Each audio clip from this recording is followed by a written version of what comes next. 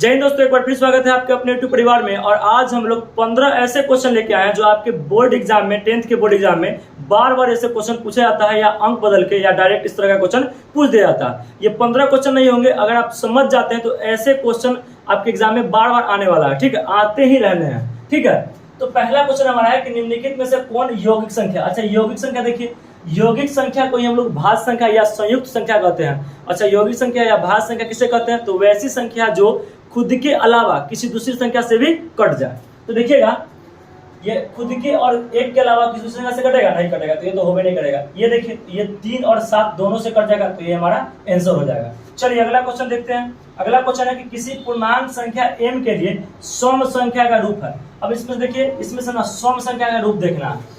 तो देखिएगा, सम संख्या का रूप हमेशा एक बात याद रखिएगा, किसी भी संख्या में अगर 2 से गुणा कर देते हैं ना, तो हमेशा वो सम आएगा। किसी भी संख्या में अगर 2 से गुणा कर देंगे तो क्या आएगा? वो हमेशा सम संख्या होगा।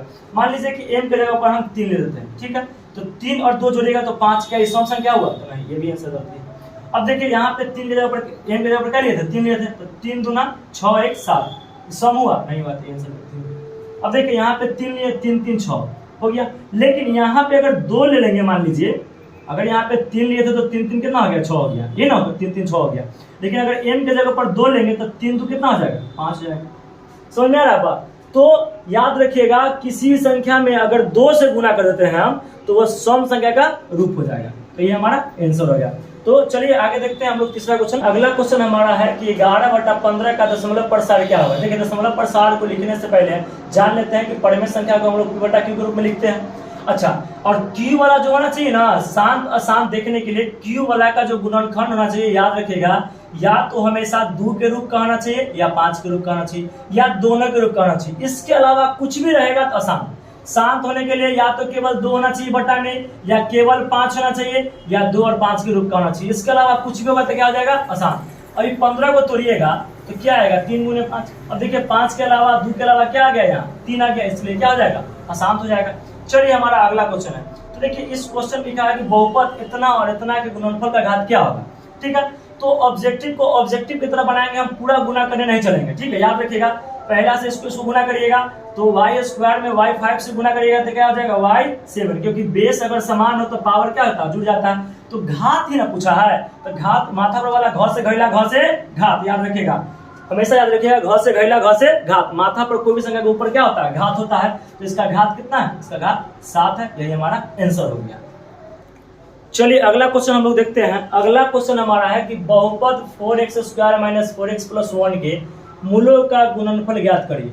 अच्छा, आप लोगों ने पढ़ा होगा कि अल्फा प्लस बीटा, अच्छा द्विघात बहुपद के 2 शून्य होता है, अल्फा प्लस बीटा, यानी कि मूल 2 मूल होता है। तो मूलों का योग क्या हो जाएगा? -b/a होता है। अब मूलों का गुणनफल क्या होता है? c/a होता है। तो यहाँ गुणनफल ना पूछा है, तो गुणनफल c/a, इसको a, इसको b, इसको c कहते हैं। तो c के जगह भर देंगे 1 और a के जगह भर देंगे 4, क्योंकि द्विघात बहुपद का मानक रूप होता है ax² + bx + c। तो पहला वाला a होता है, दूसरा का वाला b होता है, तीसरा का वाला c होता है। तो यही हमारा आंसर हो जाएगा। चलिए अगला क्वेश्चन हमारा है कि यदि बहुपद 2x² + 5x - k के शून्य एक दूसरे के व्युत्क्रम हो। अच्छा, व्युत्क्रम का मतलब होता है उल्टा हो, तो k का मान ज्ञात करिए। अच्छा, व्युत्क्रम को समझ लीजिए, जैसे 4, तो 4 का उल्टा क्या होगा? 1/4, यही ना होगा। तो बस मान लीजिए कि द्विघात बहुपद के कोई शून्य अल्फा है एगो, तो दूसरा क्या हो जाएगा? एक उल्टा, यानी कि 1/अल्फा। अब कथी पूछा है? k का मान पूछा है, तो k कहाँ है? c के जगह पर। अब याद करो कि ये फार्मूला जो में c आ रहा है ना, आ रहा है ना, यानी कि अल्फा इंटू बीटा में हमको ये वाला k आ रहा है, c आ रहा है, इसका फॉर्मूला होता है c/a। तो अल्फा इंटू बीटा, यानी कि पहला अल्फा है, दूसरा का क्या है? बीटा। यहाँ पे माने थे 2 शून्य हम लोग अल्फा और 1/अल्फा, तो अल्फा के जगह पर अल्फा भर देते हैं और बीटा के जगह पर 1/अल्फा बराबर। c का मान कितना है? तो c का मान -k है, और a का मान कितना है? तो 2 है। अब अल्फा से अल्फा कट गया, ठीक है, बचा है तो 1 और बराबर में -k/2। अब इससे इसको गुना कर देंगे तो कितना हो जाएगा? 2 बराबर -k। अब इन्हें माइनस वाला माइनस में चला गया, यानी कि -2 हो जाएगा हमारा k का मान। चलिए, आशा है कि आप लोग को समझ में आ रहा होगा। अगर वीडियो आपको अच्छा लग रहा है तो वीडियो को लाइक कर लीजिए। ऐसे ही बेहतरीन क्वेश्चन आप लोग के सामने हम लाते रहेंगे हमेशा। चलिए अगला क्वेश्चन देखते हैं।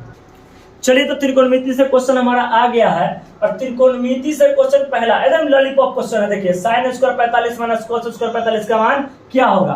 तो देखिए आप लोगों ने पढ़ा है कि साइन 45 के मान कितना होता है 1/√2, यहाँ स्क्वायर है स्क्वायर, माइनस कॉस 45 के मान कितना होता है 1/√2 स्क्वायर। अब 1 के स्क्वायर करेंगे तो 1 और √2 के स्क्वायर करेंगे 2, 1 के स्क्वायर करेंगे 1 और √2 के स्क्वायर करेंगे 2।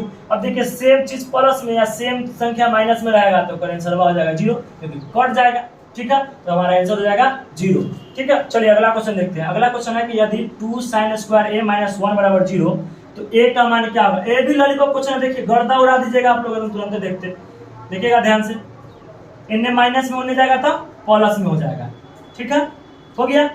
अब याद रखिएगा इनने गुना में इनने आएगा था भाग में आ जाएगा। अच्छा इनने स्क्वायर है इनने जाएगा था रूट चौहर जाएगा 1/2। अब देखिएगा ध्यान से कि साइन हो जाएगा तो ए बराबर 1 का वर्गमूल 1 और √2 का √2। अब ध्यान से देखिए कि 1/√2 साइन कितना के मान होता है, तो देखिएगा तो साइन ए हो जाएगा और 1/√2 जो होता है साइन 45 के मान होता है। कितना का मान होता है, तो साइन 45 के मान होता है। अब साइन से साइन कट गया और ए का मान कितना हो गया 45। चलिए अगर वीडियो आपको अच्छा लग रहा है तो लाइक कर ही दीजिए। चलिए अगला क्वेश्चन देखते हैं।